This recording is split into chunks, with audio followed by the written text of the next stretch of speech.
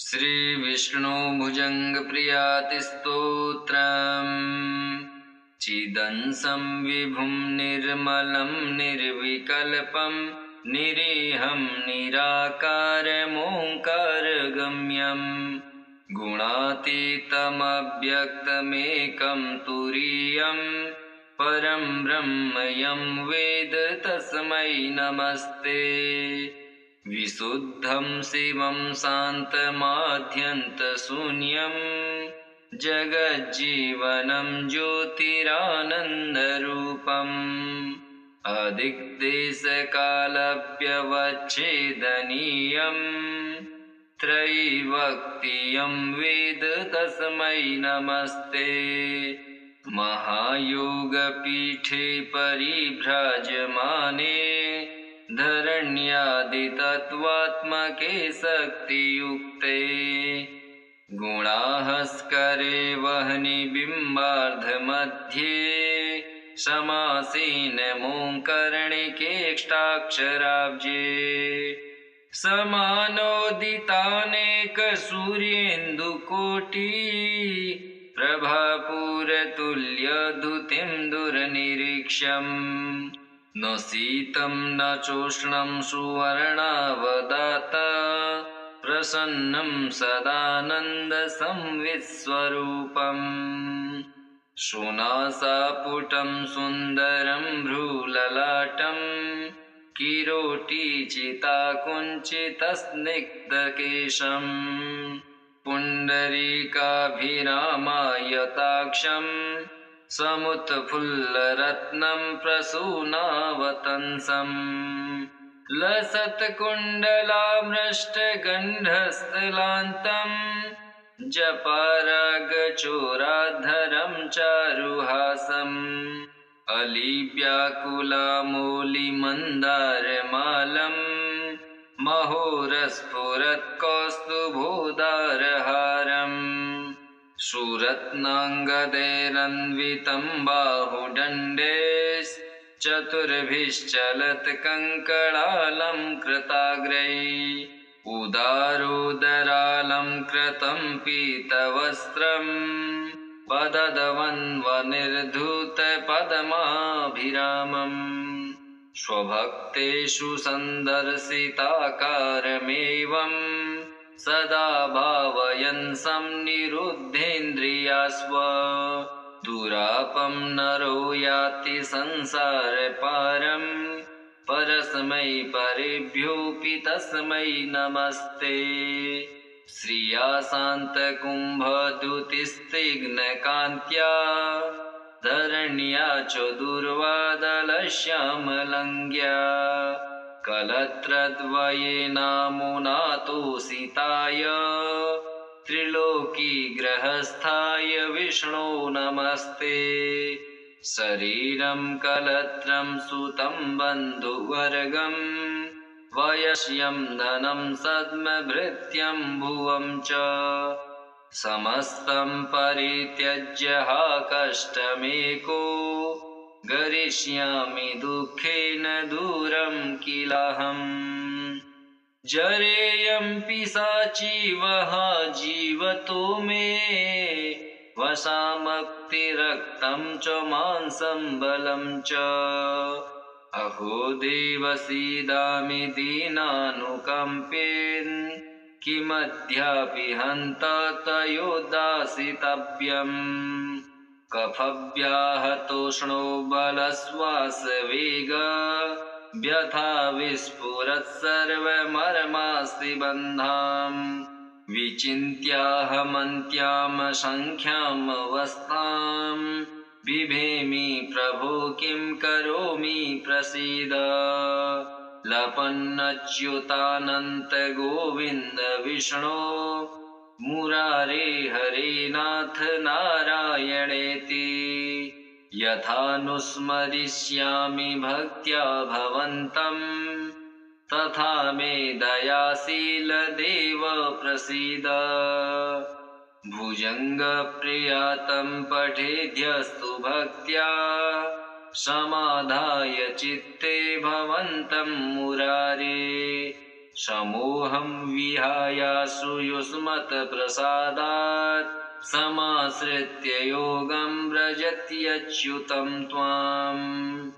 चिदंसं विभुं निर्मलं निर्विकल्पं निरीहं निराकारमोङ्कारगम्यम् गुणातीतमव्यक्तमेकं तुरीयं परं ब्रह्म यं वेद तस्मै नमस्ते विशुद्धं शिवं शान्तमाद्यन्तशून्यं जगज्जीवनं ज्योतिरानन्दरूपम् अदिक्देशकालव्यवच्छेदनीयं त्रैवक्तियं वेद तस्मै नमस्ते महायोगपीठे परिभ्राजमाने धरण्यादितत्त्वात्मके शक्तियुक्ते गुणाहस्करे वह्नि बिम्बार्धमध्ये समासीनमोङ्कर्णिकेष्टाक्षराब्जे समानोदितानेकसूर्येन्दुकोटि प्रभापूरतुल्यधुतिं दुर्निरीक्ष्यम् न शीतं न चोष्णं सुवर्णावदात प्रसन्नं सदानन्दसंवित्स्वरूपम् सुनासापुटं सुन्दरं भ्रूललाटं किरीटिचिताकुञ्चितस्निग्धकेशम् पुण्डरीकाभिरामायताक्षं समुत्फुल्लरत्नं प्रसूनावतंसम् लसत्कुण्डलामृष्टगन्धस्थलान्तं जपारागचोराधरं चारुहासम् अलिव्याकुलामूलिमन्दारमालं महोरस्फुरत्कौस्तुभोदारहारम् सुरत्नाङ्गदैरन्वितं बाहुदण्डे चतुर्भिश्चलत्कङ्कणालं कृताग्रैः उदारोदरालं कृतं पीतवस्त्रं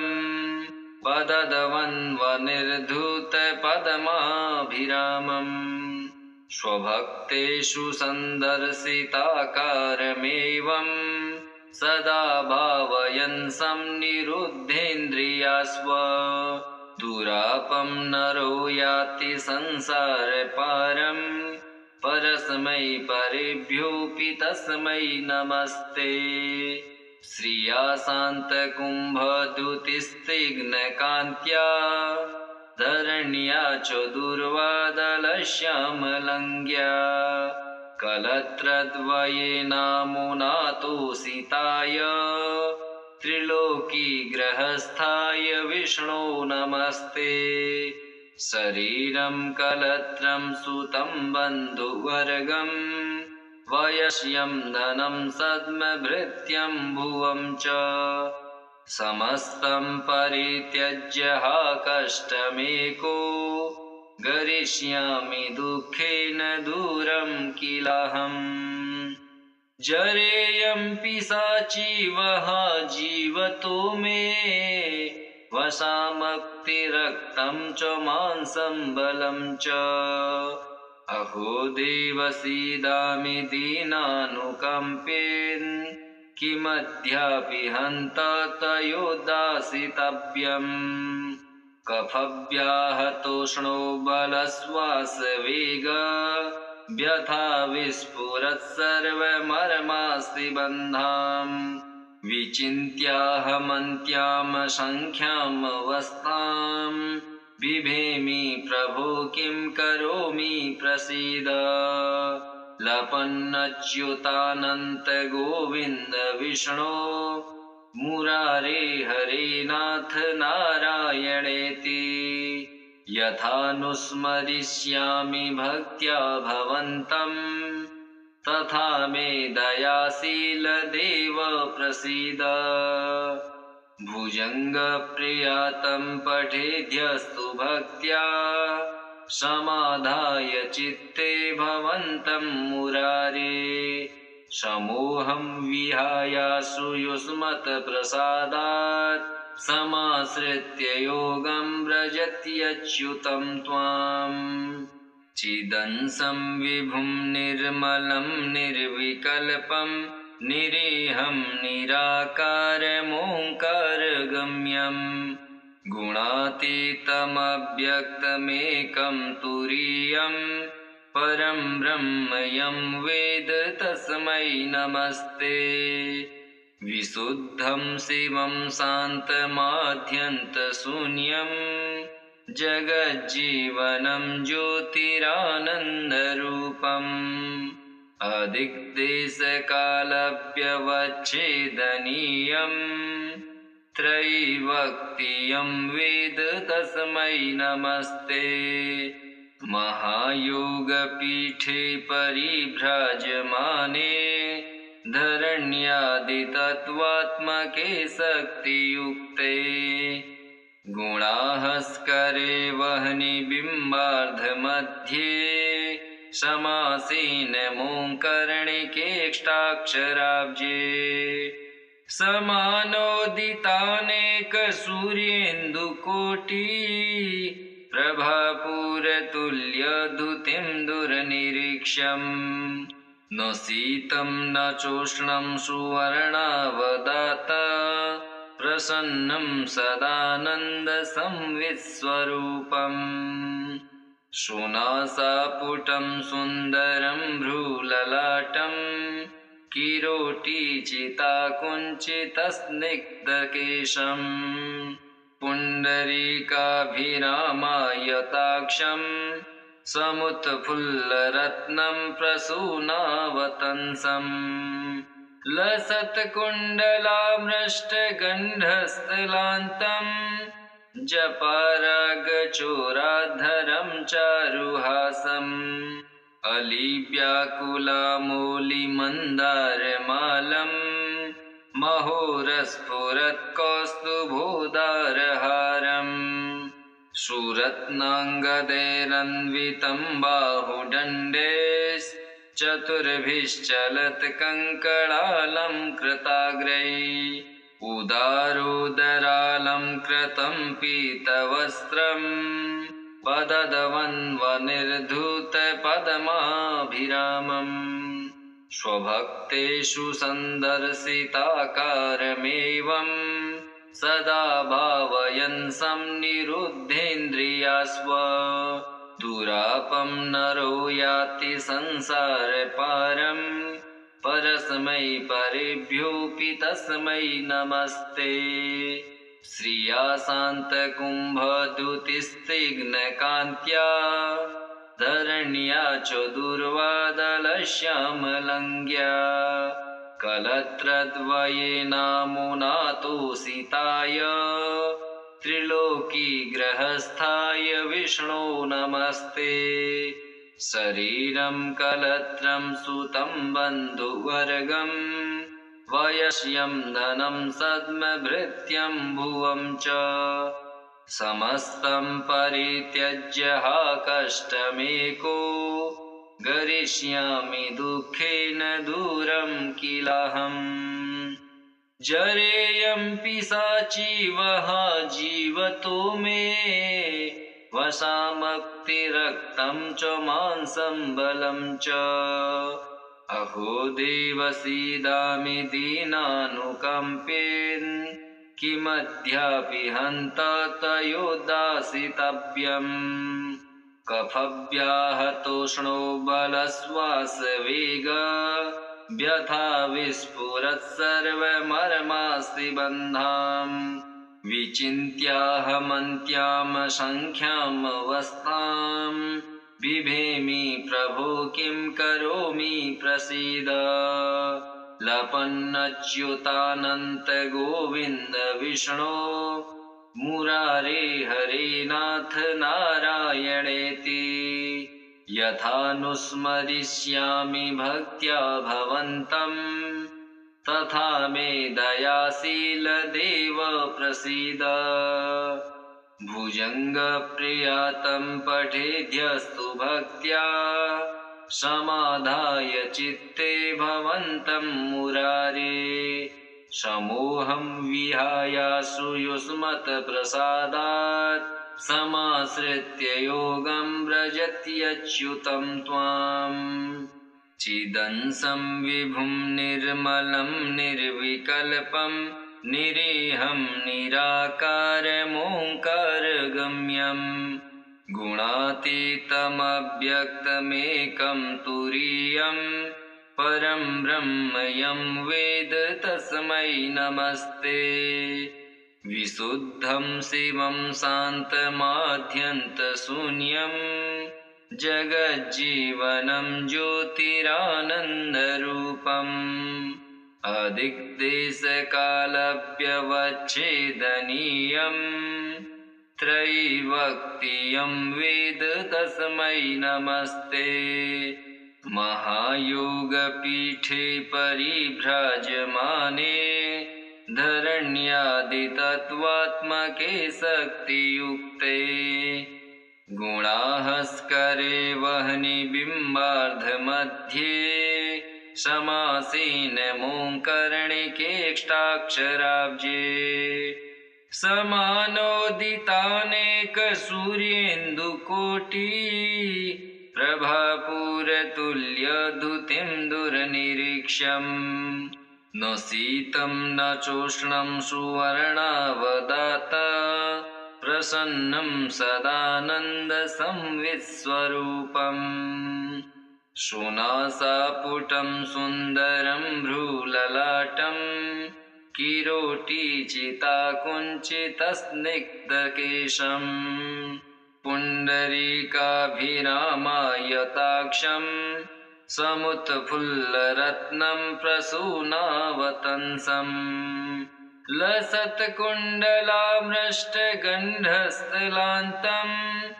जपारागचोराधरं चारुहासम् अलिव्याकुलामूलिमन्दारमालं महोरस्फुरत्कौस्तुभोदारहारम् सुरत्नाङ्गदैरन्वितं बाहुदण्डे चतुर्भिश्चलत्कङ्कणालं कृताग्रैः उदारोदरालं कृतं पीतवस्त्रं पददवन्वनिर्धूतपद्माभिरामम् स्वभक्तेषु सन्दर्शिताकारमेवं सदा भावयन् संनिरुद्धेन्द्रियास्व दुरापं नरो याति संसारपारं परस्मै परेभ्योऽपि तस्मै नमस्ते श्रिया शान्तकुम्भद्युतिस्निग्धकान्त्या धरण्या च दुर्वादलश्यामलङ्ग्या कलत्रद्वयेनामुनातोषिताय त्रिलोकीग्रहस्थाय विष्णो नमस्ते शरीरं कलत्रं सुतं बन्धुवर्गं वयस्यं धनं सद्मभृत्यं भुवं च समस्तं परित्यज्य हा कष्टमेको गरिष्यामि दुःखेन दूरं किलाहम् जरेयं पिशाची वः जीवतो मे वशामक्तिरक्तं च मांसं बलं च अहो देव सीदामि दीनानुकम्पेन् किमद्यापि हन्ता तयोदासितव्यम् कफव्याहतोष्णो बलश्वासवेग व्यथा विस्फुरत् सर्वमर्मास्ति बन्धाम् विचिन्त्याहमन्त्यां सङ्ख्यामवस्थां बिभेमि प्रभो किं करोमि प्रसीद लपन्नच्युतानन्त गोविन्द विष्णो मुरारे हरे नाथ नारायणेति यथानुस्मरिष्यामि भक्त्या भवन्तं तथा मे दयाशील देव प्रसीद।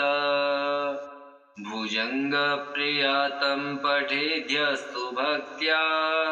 समाधाय चित्ते भवन्तं मुरारे। समोहं विहायासु युष्मत्प्रसादात् समाश्रित्य योगं व्रजत्यच्युतं त्वाम्। चिदंसं विभुं निर्मलं निर्विकल्पं निरीहं निराकारमोङ्कारगम्यं गुणातीतमव्यक्तमेकं तुरीयं परं ब्रह्म यं वेद तस्मै नमस्ते। विशुद्धं शिवं शान्तमाद्यन्तशून्यं जगज्जीवनं ज्योतिरानन्दरूपम् अदिक्देशकालव्यवच्छेदनीयं त्रयीविक्त्यं वेद तस्मै नमस्ते। महायोगपीठे परिभ्राजमाने धरण्यादितत्त्वात्मके शक्तियुक्ते गुणाहस्करे वह्नि बिम्बार्धमध्ये समासीनमोङ्कर्णिकेष्टाक्षराब्जे समानोदितानेकसूर्येन्दुकोटि प्रभापूरतुल्यधुतिं दुर्निरीक्ष्यम् न शीतं न चोष्णं सुवर्णावदात प्रसन्नं सदानन्दसंवित्स्वरूपम् सुनासापुटं सुन्दरं भ्रूललाटं किरीटिचिताकुञ्चितस्निग्धकेशम् पुण्डरीकाभिरामायताक्षं समुत्फुल्लरत्नं प्रसूनावतंसम् लसत्कुण्डलामृष्टगन्धस्थलान्तं जपारागचोराधरं चारुहासम् अलिव्याकुलामौलिमन्दारमालं महोरस्फुरत्कौस्तुभोदारहारम् सुरत्नाङ्गदैरन्वितं बाहुदण्डे चतुर्भिश्चलत्कङ्कणालङ्कृताग्रैः उदारोदरालङ्कृतं पीतवस्त्रं पददवन्वनिर्धूतपद्माभिरामम् स्वभक्तेषु सन्दर्शिताकारमेवं सदा भावयन् संनिरुद्धेन्द्रियास्व दुरापं नरो याति संसारपारं परस्मै परेभ्योऽपि तस्मै नमस्ते। श्रिया शान्तकुम्भद्युतिस्निग्धकान्त्या धरण्या च दुर्वादलश्यामलङ्ग्या कलत्रद्वयेनामुनातोषिताय त्रिलोकीग्रहस्थाय विष्णो नमस्ते। शरीरं कलत्रं सुतं बन्धुवर्गं वयस्यं धनं सद्मभृत्यं भुवं च समस्तं परित्यज्य हा कष्टमेको गरिष्यामि दुःखेन दूरं किलाहम्। जरेयं पिशाची वहा जीवतो मे वशामक्तिरक्तं च मांसं बलं च अहो देव सीदामि दीनानुकम्पेन किमद्यापि हन्ता तयोदासितव्यम्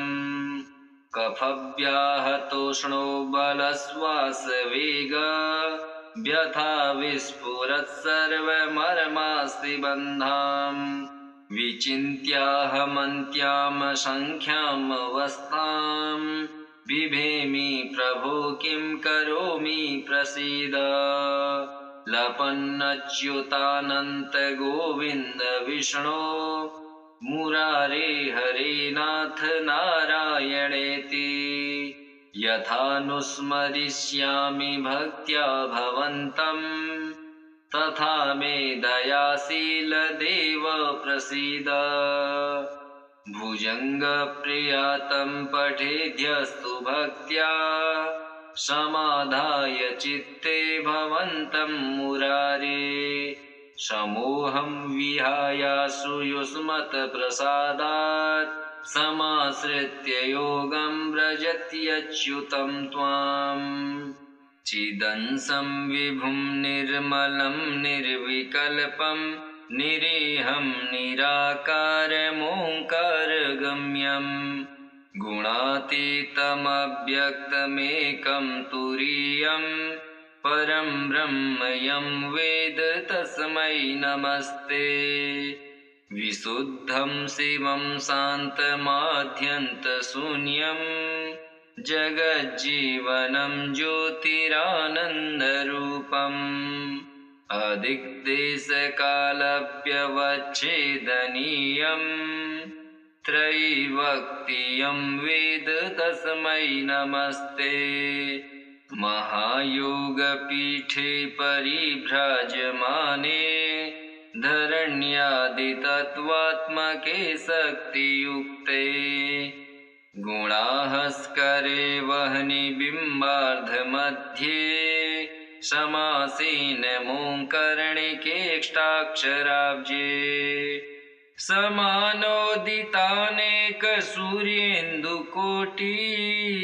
प्रभापूरतुल्यधुतिं दुर्निरीक्ष्यम् न शीतं न चोष्णं सुवर्णावदात प्रसन्नं सदानन्दसंवित्स्वरूपम् सुनासापुटं सुन्दरं भ्रूललाटं किरीटिचिताकुञ्चितस्निग्धकेशम् पुण्डरीकाभिरामायताक्षं समुत्फुल्लरत्नं प्रसूनावतंसम् लसत्कुण्डलामृष्टगन्धस्थलान्तं जपारागचोराधरं चारुहासम् अलिव्याकुलामूलिमन्दारमालं महोरस्फुरत्कौस्तुभोदारहारम्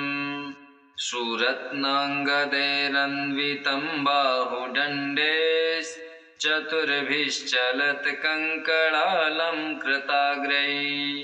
उदारोदरालं कृतं पीतवस्त्रं पददवन्वनिर्धूतपद्माभिरामम् स्वभक्तेषु सन्दर्शिताकारमेवं सदा भावयन् संनिरुद्धेन्द्रियास्व दुरापं नरो याति संसारपारं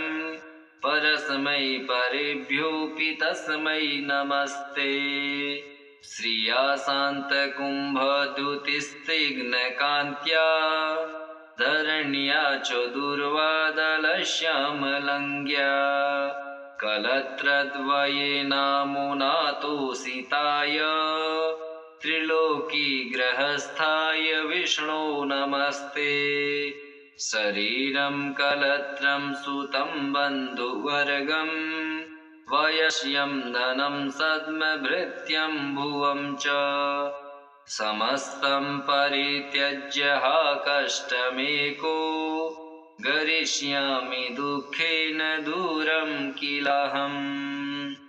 जरेयं पिशाची वहा जीवतो मे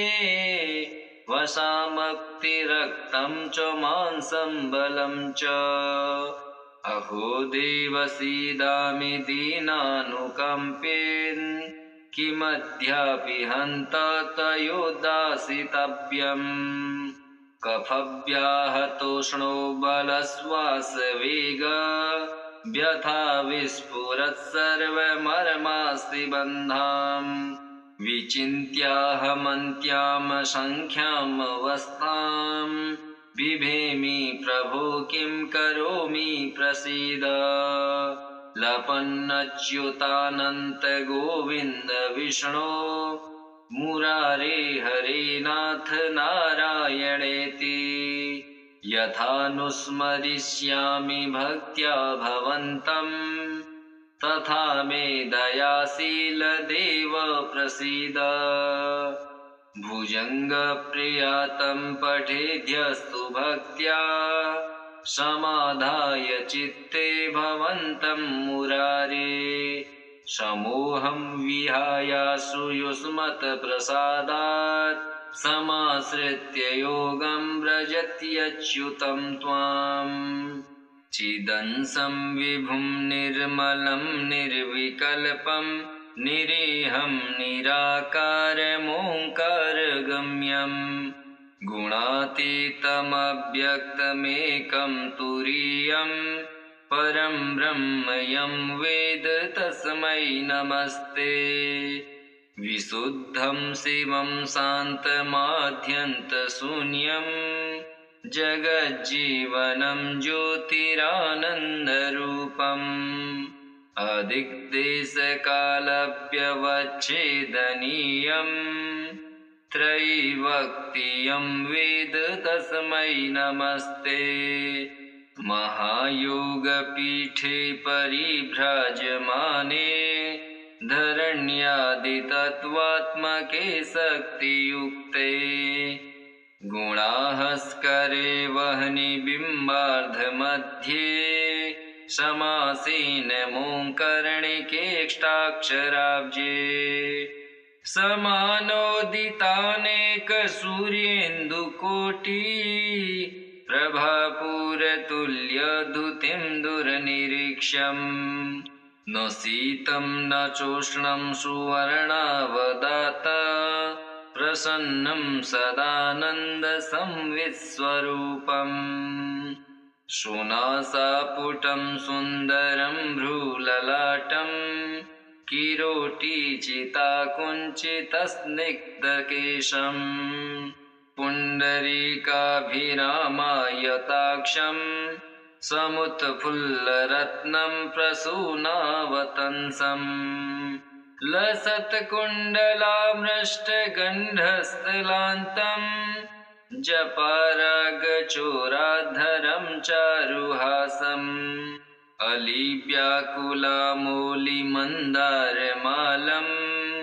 महोरस्फुरत्कौस्तुभोदारहारम् सुरत्नाङ्गदैरन्वितं बाहुदण्डे चतुर्भिश्चलत्कङ्कणालं कृताग्रैः उदारोदरालं कृतं पीतवस्त्रं पददवन्वनिर्धूतपद्माभिरामम् स्वभक्तेषु सन्दर्शिताकारमेवं सदा भावयन् संनिरुद्धेन्द्रियास्व दुरापं नरो याति संसारपारं परस्मै परेभ्योऽपि तस्मै नमस्ते श्रिया शान्तकुम्भद्युतिस्निग्धकान्त्या धरण्या च दुर्वादलश्यामलङ्ग्या कलत्रद्वयेनामुनातोषिताय त्रिलोकीग्रहस्थाय विष्णो नमस्ते शरीरं कलत्रं सुतं बन्धुवर्गं वयस्यं धनं सद्मभृत्यं भुवं च समस्तं परित्यज्य हा कष्टमेको गरिष्यामि दुःखेन दूरं किलाहम् जरेयं पिशाची वह जीवतो मे वशामक्तिरक्तं च मांसं बलं च अहो देव सीदामि दीनानुकम्पेन् किमद्यापि हन्ता तयोदासितव्यम् कफव्याहतोष्णो बलश्वासवेग व्यथा विस्फुरत् सर्वमर्मास्ति बन्धाम् विचिन्त्याहमन्त्यां सङ्ख्यामवस्थां बिभेमि प्रभो किं करोमि प्रसीद लपन्नच्युतानन्त गोविन्द विष्णो मुरारे हरे नाथ नारायणेति यथानुस्मरिष्यामि भक्त्या भवन्तं तथा मे दयाशील देव प्रसीद भुजङ्गप्रियातं पठेद्यस्तु भक्त्या समाधाय चित्ते भवन्तं मुरारे समोहं विहायासु युष्मत्प्रसादात् समाश्रित्य योगं व्रजत्यच्युतं त्वाम् चिदंसं विभुं निर्मलं निर्विकल्पं निरीहं निराकारमोङ्कारगम्यं गुणातीतमव्यक्तमेकं तुरीयं परं ब्रह्म यं वेद तस्मै नमस्ते